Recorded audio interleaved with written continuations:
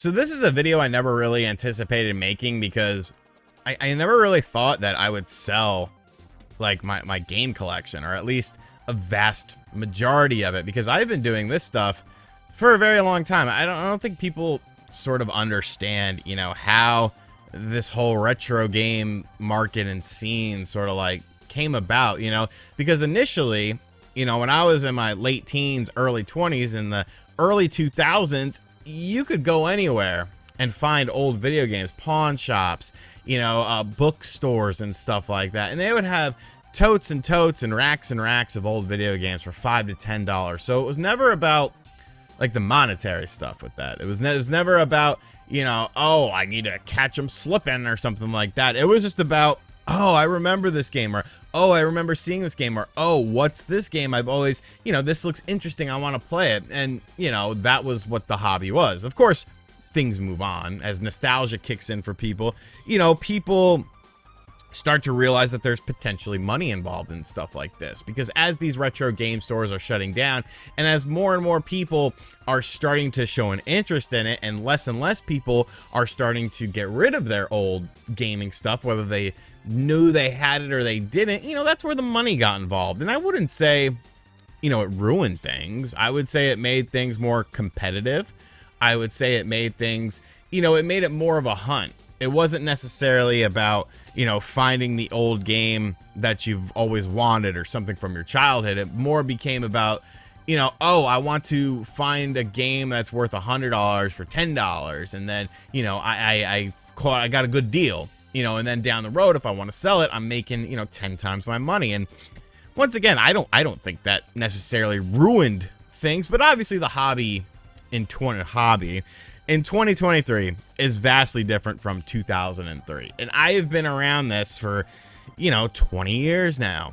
I've accumulated a ton of stuff. I have been buying old video games, new video games in general, for over 20 years. And like, you see the stuff on the shelves over here, you know, see some of the stuff back there, but there's another shelf over here that's completely full. There's stuff over there in the corner. There's stuff in totes. I have so many massive totes in the arcade room that are hidden behind that curtain with games, accessories, consoles, and it's insane. It's insane the amount of stuff that I've amassed. And you know, the easy reason, the easy logic behind, oh, you know, why I'm selling my stuff, you know, people would say, oh, it's because of the medical scare. And I mean, that did play a role in it. Like, you know, let's be real. The hospital bill is very expensive. You can't get insurance in the United States unless you get it between November and January.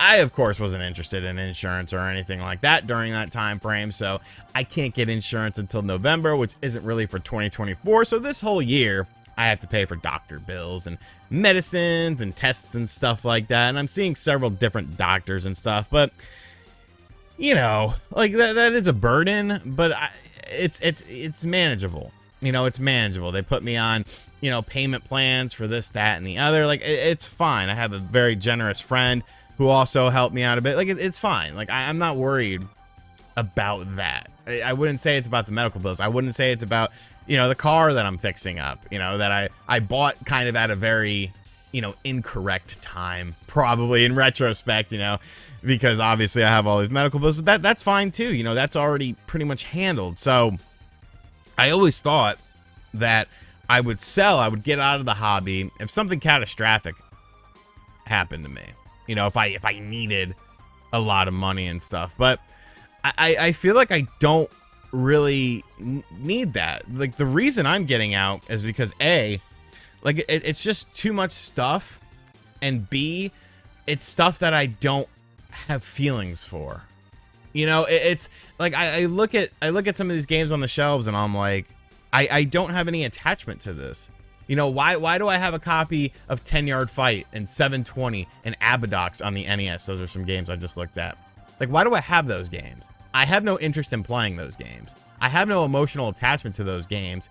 Nothing sparks a memory from these games. So why do I have them sitting on a shelf rotting away when there's someone out there who potentially does have a memory of that, who potentially does have some sort of nostalgic feeling for it. I have some of the games, so I'm not getting rid of everything. Stuff that people have given me over the years. Panzer Dragoon Saga, Dragon Force, that were given to me by Milton back when I had a P.O. box many years, like back in 2016, 2017. I'm keeping stuff like that because obviously there's memories attached to it, but that was a gift. I don't think you have to keep a gift for the rest of your life. You know, if somebody sends me something to my P.O. box that I had 5-6 years ago, I don't think I'm obligated to hold on to that for the rest of your life. I mean, if your cousin gives you a shitty sweater, are you holding on to that for the rest of your life? No, you're not. So I know that was a thought process for some people.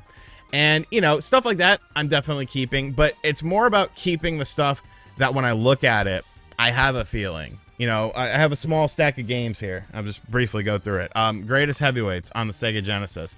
My grandfather, who's still alive, we lived at my grandparents' house for a couple months, and when I was younger, and I would play my Sega Genesis downstairs, and he came downstairs one day and played this game with me. It's the only video game he's ever played because he loves classic boxing. Legend of Zelda, Ocarina of Time, Gold Edition. My mother bought me this, and it came from Nintendo, and it came to the house. I opened it. I opened the package because it was addressed to me, not realizing it. I thought Nintendo sent this to me because I was a subscriber to Nintendo Power. I called her up at work and she was like, "You're an idiot. I bought it for you." Nanostray. I was on the top of the leaderboards with this game. We used to play it a lot. Mitsurin Jungle was the first level, and I used to break into the top 10. Super Mario 64 DS. This was the game that I got with my Nintendo DS. I remember sitting in Blue Hall at the college that I went to, chain smoking cigarettes, skipping all my classes, and playing this. Shinobi on the 3DS. This was the very first video game I was ever given to review back in 2012. January of 2012, Sega sent me this game. So every one of these games, there's a feeling for. There's an attachment. There's something that I can look at it and be like, you know what? I remember something with this. I feel something with this. And, you know, just with all this other stuff, I don't have that feeling.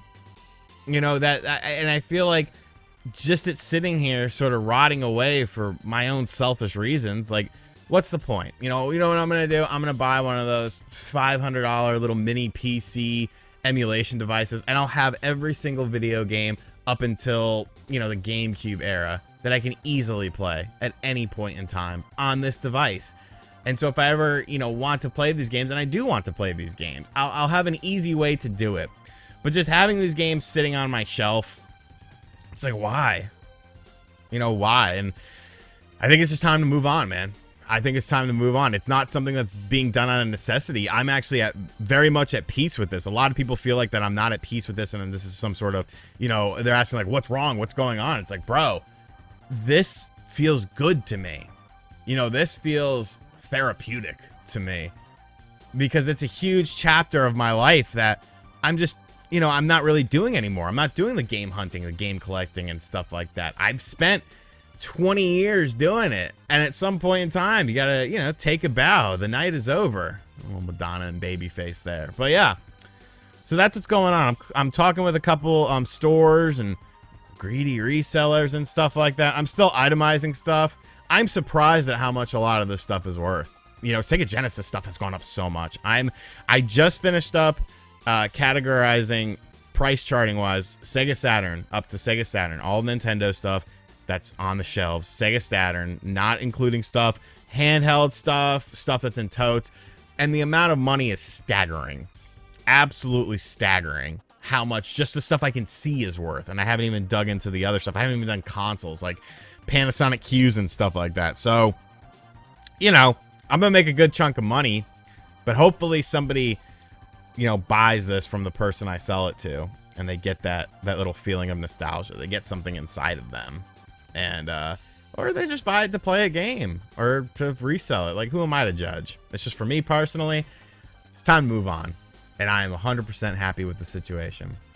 So I hope you guys enjoyed this story. Hope you guys enjoyed this sort of breakdown. I'm fine. You know, there's no negative feelings towards this. It's something I'm very at peace with, and you know, something you know, it'll be nice to have an extra chunk of change. I did just buy a PSVR 2, so you know, I'm going to play that for a little bit. I want to play it with Gran Turismo. Maybe this video gave you an interesting insight. Maybe this video made you reflect on the stuff you've done.